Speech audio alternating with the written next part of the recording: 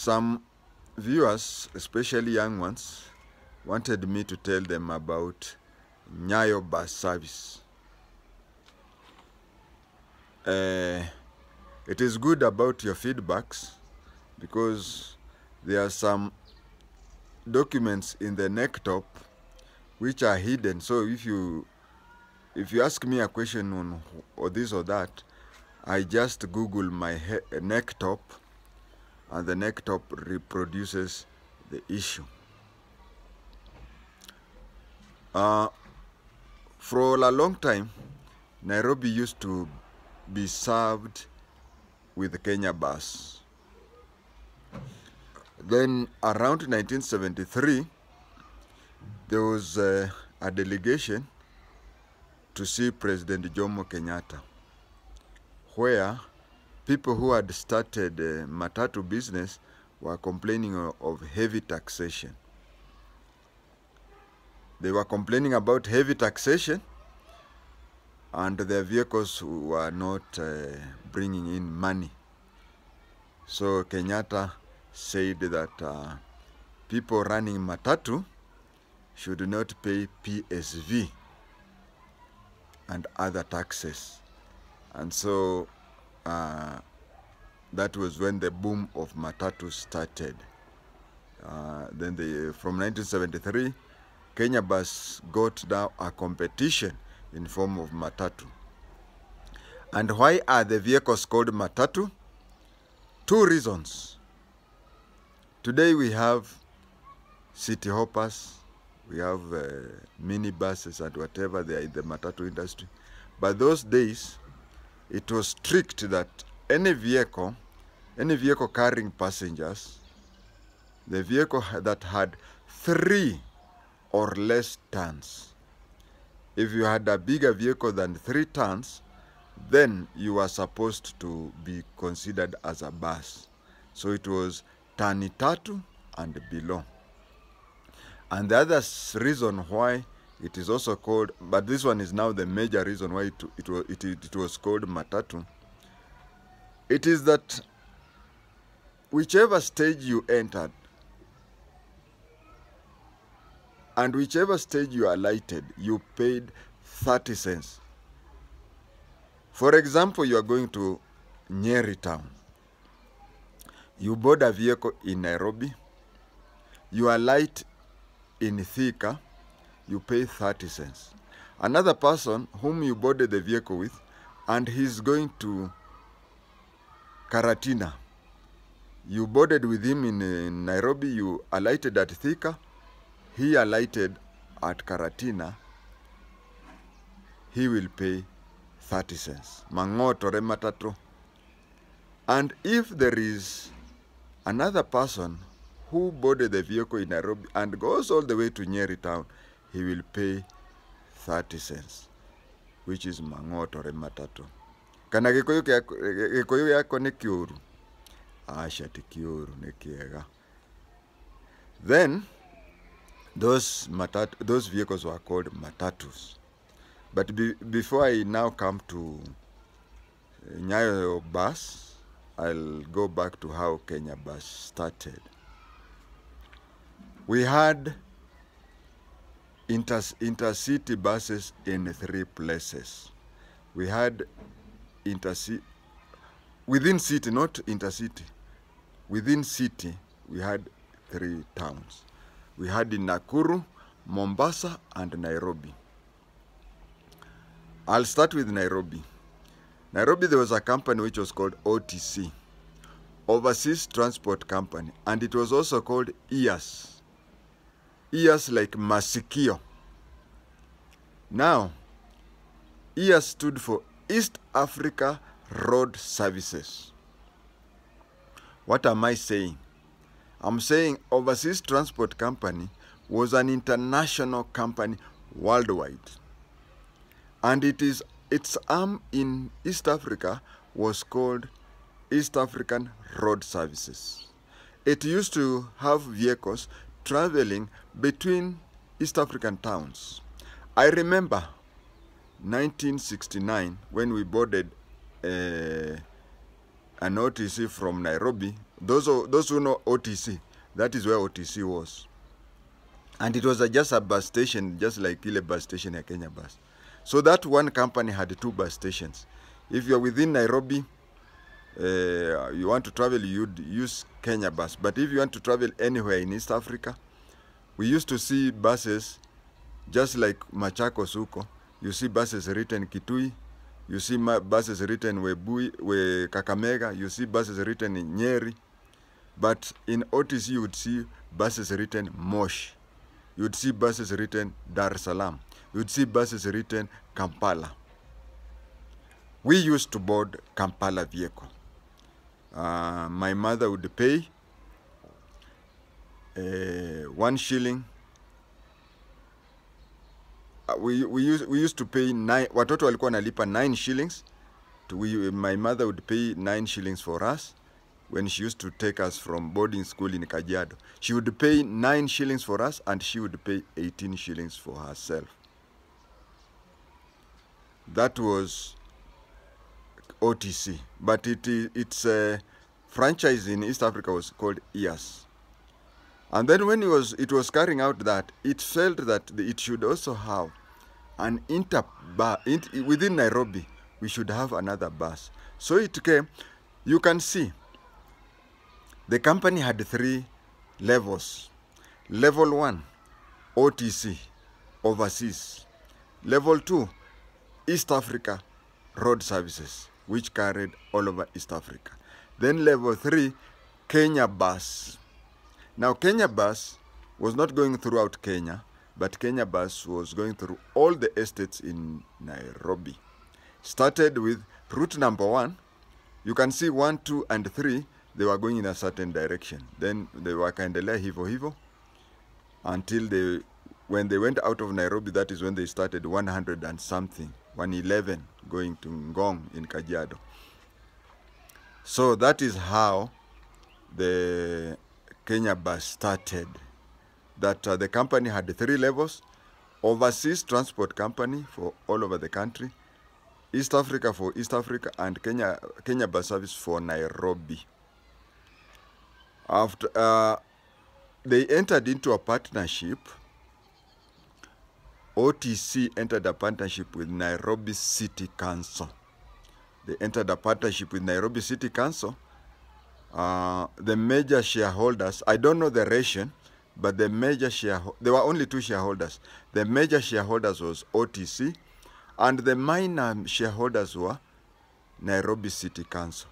That is why you find that when school closed and East African Road Services had a problem with the siku hizi unaonaga watu wanajaa mpaka mnakosa ama fare inapanda mara mbili. Those days haingepanda hata ndururu. What used to happen was, since Kenya Bus now lost market because people had gone out, it would give its buses to OTC. And that is why Oshago, my age mates will tell you that tukitaka kujua shule zimefunga tulikuwa tunaona Kenya Bus. Otherwise tulikuwa tunazisikia na kusoma kwa gazeti. It went on that way. And then when Moi, I talked of Matatu becoming Matatus in 1973. 5 years later, 1978, Moi became the president. And with all due respect to Uncle D and his people were very corrupt. Uncle D wanted something from OTC.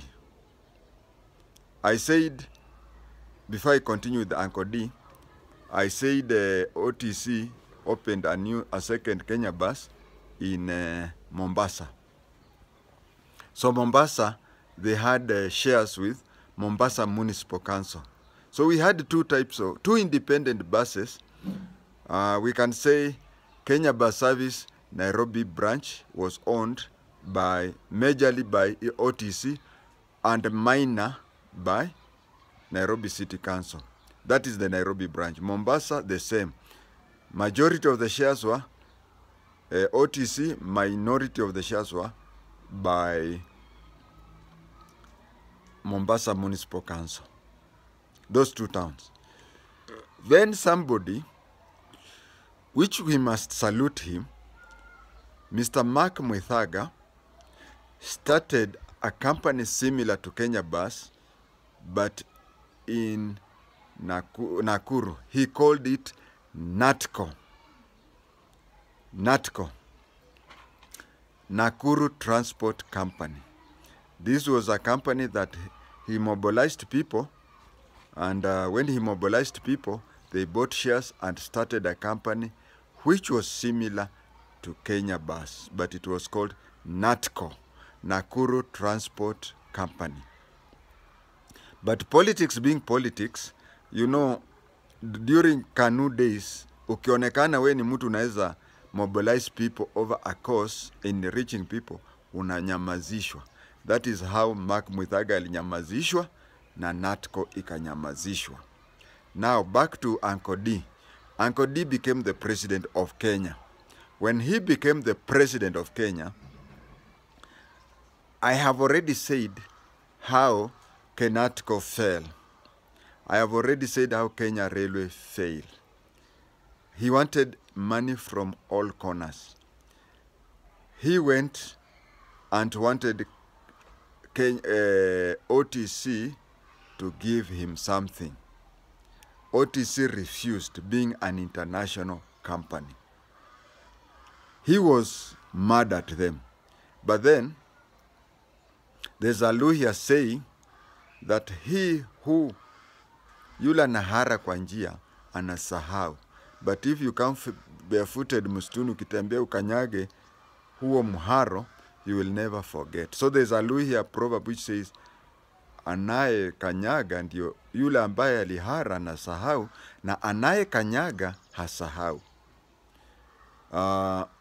You know, when OTC was asked to either sell shares to Moi and his people or give Moi something, they came out with papers and Your Excellency, you see, this is and this is something that was there.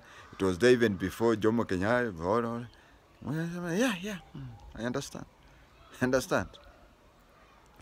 But Moi never forgot. OTC forgot, Moi never forgot. Then around 1986, there was an issue where Kenya Bus started something similar to a go-slow. Suddenly, half of the vehicles were now going and half were... You know how these people do, like doctors. When the doctors are going on a go-slow, when a doctor is supposed to wash his hands so that he operates a patient, he's supposed to wash his hands in 5 minutes, but he takes 30 minutes. Those are what we call go-slow. Something that takes 5 minutes takes 30 minutes. Instead of taking 100 buses to the market, you take 70 buses, so there is some problem. When Moi had that, he ordered NYS buses. A number of them, I don't know. Let's say 40. So he ordered that a number of them be released and do Kenya Bus work on certain routes. The first 2 days traveling with them was free. And he flagged them off at Kipande House. That stage which is opposite GPO. He flagged them off there. And the NYS, the buses were having GK number plates. So the NYS is the one which was running them. When NYS was running them, it was deemed that they should start a parastatal, which was now called Nyayo Bus services. And why was the buses called a DAF? Even before, I remember when we were staying in Garissa in 1982, during the coup, NYS had lorries and buses which were made by DAF Company, DAF. DAF Company had powerful buses which could go long distance. It could go long distance. So the buses and lorries that carried NYS people to Bura, among other places. I'm talking of Bura because they used to pass through Garissa. There used to be DAF lorries and DAF buses. So he converted all the DAF buses into Nyayo's bus, and that is how Nyayo Bus started. He went ahead. On your way to Muthaiga, along Thika Road, you'll find so many good houses there. He constructed so many good houses there for the Nyayo Bus personnel. But he made one mistake. The first mistake is that Nyayo Bus was within the city setup, like Kenya Bus. You see, if he would have started a company like OTC East Africa, the one which carries people from Nairobi to Moyale, Nairobi to Kisumu, Nairobi to Mombasa, he would have used DAF buses. The vehicles that are used within should not be of a heavy engine. That was mistake number one. He used a vehicle of heavy engine. Two, makanga ni makanga. We have had cases where they insist that you employ a makanga through permanent job and what. They themselves are so much used to the system. Makanga anakutembelezea matatu yako, ikifika jioni, he gives you back your money minus his take. Now ukiambiwa makanga akae 30 days without a job, then NYS iliwajenge, those flats you can see there. Imagine a bus driver, a bus conductor staying in a 2-bedroom flat. Squeeze mnaita, si tuko naitaka flat, nyi mnaita apartment. So it could not work. He approached European countries, Denmark, Belgium, to contribute. You see, if that thing would have worked, it would have been a very good thing. Because Nyayo Bus being a parastatal, the Moi could approach foreign countries, like the country that produce DAF buses. They would give it free. And not giving it free, it would mean reducing the fare. But you see, these were strong buses.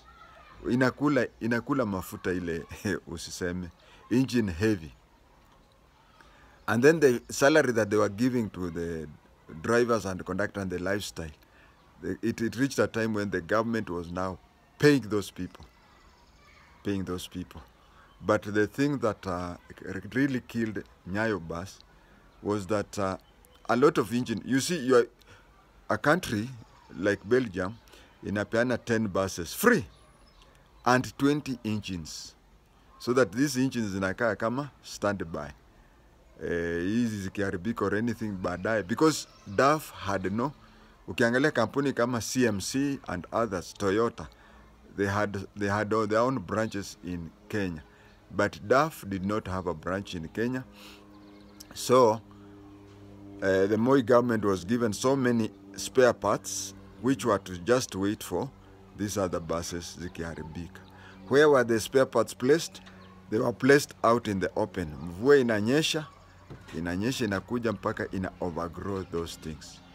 And that, viewers, is what brought down the Nyayo Bus services.